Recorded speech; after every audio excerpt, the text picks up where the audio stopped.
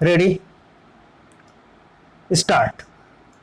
Mr. Santi Bhushan, learned senior counsel appearing for the appellant, submitted that the High Court has gravely erred in declining the anticipatory bail to the appellant. Stop.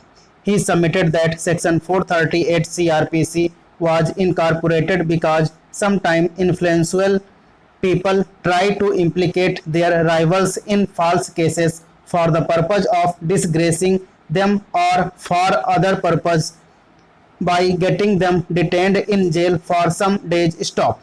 He pointed out that in recent times, with the accentuation of political rivalry, this tendency is showing signs of steady increase. Stop. He submitted that the appellant has been implicated in a false case, and apart from that, he has already joined the investigation and he is not likely to abscond or otherwise misuse the liberty while on bail. Therefore, there was no justification to decline anticipatory bail to the appellant. Stop para. Mr. Bhushan also submitted that the FIR in this case refers to an incident which had taken place on the instigation of the appellant about 8 days ago. Stop.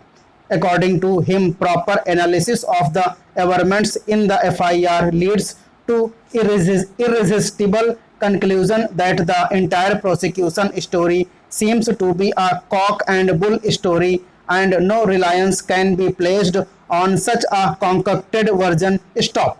Mr. Bhushan contended that the personal liberty is the most important fundamental rights guaranteed by the Constitution. Stop.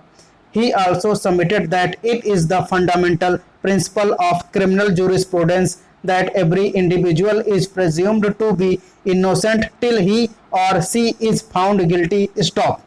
He further submitted that on proper analysis of Section 438 CRPC, the legislative wisdom becomes quite evident that the legislature wanted to preserve and protect personal liberty and give impetus to the age-old principle that every person is presumed to be innocent till he is found guilty by the court. Stop para. Mr. Bhushan also submitted that an order of anticipatory bail does not in any way directly or indirectly take away from the police their power and right to fully investigate into charges made against the appellant. Stop.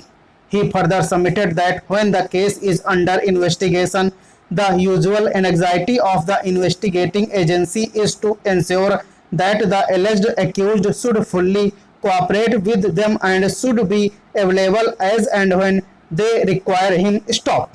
In the instant case, when the appellant has already joined the investigation and is fully cooperating with the investigating agency, then it is difficult to comprehend why the respondent is insistent for custodial interrogation of the appellant. Stop. According to the appellant, in the instant case, the investigating agency should not have a slightest doubt that the appellant would not be available to the investigating agency for further investigation, particularly when he has already joined investigation and is fully cooperating with the investigating agency. Stop.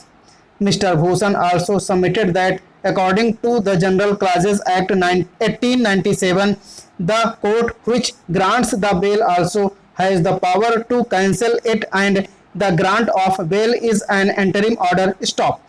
The court can always review its decision according to the subsequent facts, circumstances and new material. Stop.